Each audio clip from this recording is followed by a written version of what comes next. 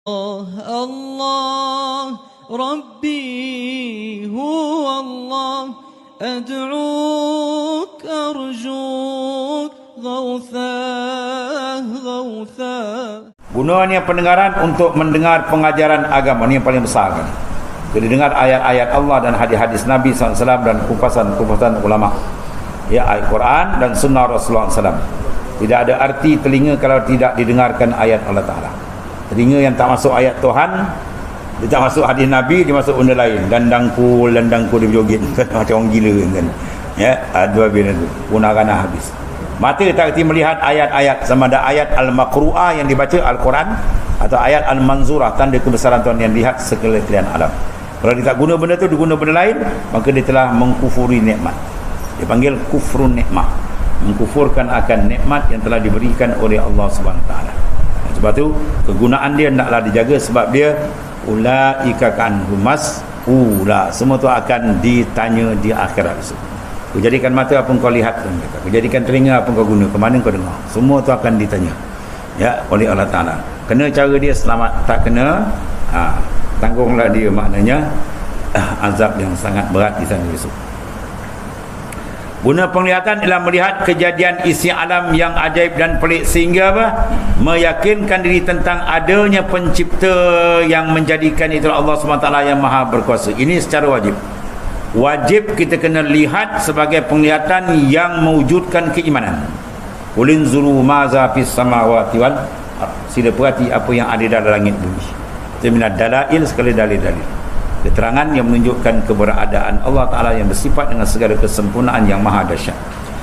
Guna-gunanya hati untuk memikir dan memahami akan arti segala sesuatu yang boleh pula jadikan bukti tentang keesaan Allah Ta'ala. Ini yang paling penting sekali.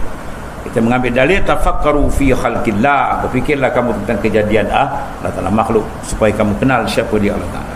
Dalam ayat ini pula disebut as-sam'a wal absar, pendengaran dan penglihatan. Pendengaran adalah alat penangkap suara. As-sama' tu, pendengar tu sifat dipanggil, sifat pendengar. Sebab tu kita mendengar dengan sifat pendengar. Ya, bukan kita mendengar dengan telinga. Banyak orang ada telinga, kadang telinga dia besar macam gajah tapi pekak. Kan? Terpanggil jerit-jerit, senyum dia. Kau ni telinga je besar, kau pun tak dengar, kau boleh pekak. Sebab apa? As-sam'u, sifat sama' tu tuan terik. Ya.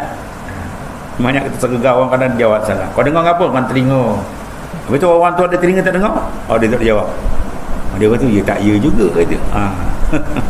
Ya, melihat dengan mata. Ya, tu ada orang mata tapi tak boleh lihat. Ya.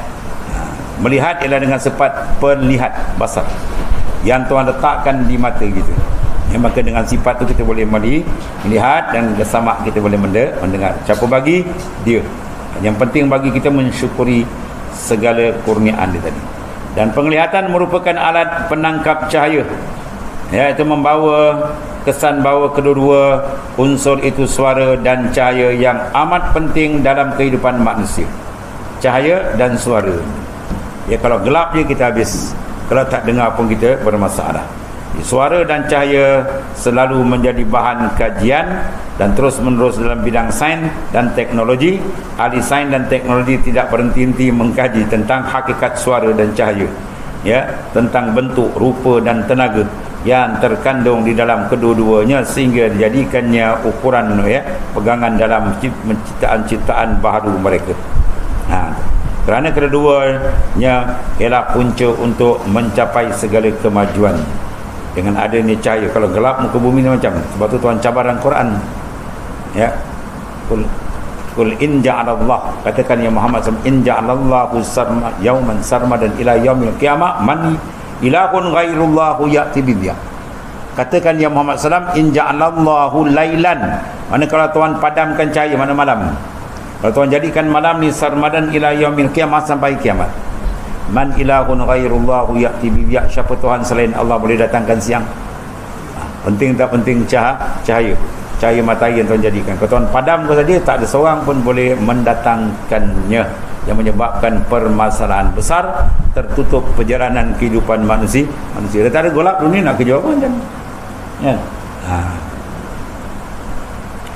Itu maknanya apa? Nikmat besar daripada Allah Ta'ala. Ya, jadi kita kaji segala bentuk supaya sampai kepada Sani, pencipta. Tapi orang-orang kafir dia mematikan hikmah saja. Benda ni buat dapat gini, benda buat gini. Dia lupa Sani, pencipta dia. Itu satu kebodohan dan kejahilan mereka. Sebenarnya mereka kena kenal Tuhan dulu sebelum mengambil manfaat. Boleh kita pergi rumah orang tak pergi salam, pergi masuk sampai ke dapur, ambil lauk makan. Oh, dia bantai dengan batang penyapu kontut. Ya, kalau tak jumpa penyapu kontut, orang Melayu ni kau bantai dengan penyapu kontut. Jadi makna kena pergi salam dulu. Dari dia masuk boleh masuk, orang jamu boleh ambil. Makna kena kenal Tuhan dia dulu. Tuhan dia kita kenal, banyak akan diberi kita. Ini Tuhan tak nak kenal, pergi sapu. Begitulah sifat orang kafir yang biadab dan kurang ajar. Tak mengenali Tuhan dia bakallah makan sapu je kurniaan Tuhan tadi. Maka Tuhan beri, tapi beri bukan cara nikmat, tapi cara istidrak yang membawa kepada resiko besar di akhirat. Kerana kedua-duanya punca untuk mencapai segala kemajuan, sebab bukan benda tu boleh mencapai, taksis daripada Ta'ala dan siap azali, dan dapat memindahkan ke manusia daripada alam kejahilan kepada alam pengetahuan. Ya, mana unsur menambahkan pengenalan kita, benda ni mesti ada. Makna benda yang sama ada bentuk penglihatan ataupun pendengaran. Nak sampai ilmu ni mesti ada pendengaran, kan? Lama tanya senyap, guru semua nak murid pekak. Penat tu guru mengajar, guru semua pekak. Dia satu pekak, satu buat pekak. Tu ya ke? Orang pekak. Jadi kalau mengajar orang pekak sakit kepala kita. Jegit boleh diam, kita marah boleh senyum. Ni makan mereka, guru pekak. Ya, itu maknanya pendengaran ni benda besar, nikmat yang Tuhan beri kepada. Dengan sebab pendengaran dan penglihatan kita boleh mendekatkan diri kepada Allah. Itu yang penting sekali. Dan pendengaran datangnya terlebih dahulu daripada penglihatan. Demikianlah mengikut susunan ayat tadi. Ya, kita dengar dulu baru kita cari pandang. Tadi kita dah nampak dulu baru nak dengar dulu. Ya, dia dengar dulu. Kerana terbukti bahawa seorang bayi dapat mendengar suara terlebih dahulu sebelum daripada melihat cahaya. Ya, dia terbuka, dia dengar dulu. Meskipun kecepatan cahaya melebihi kecepatan suara lebih.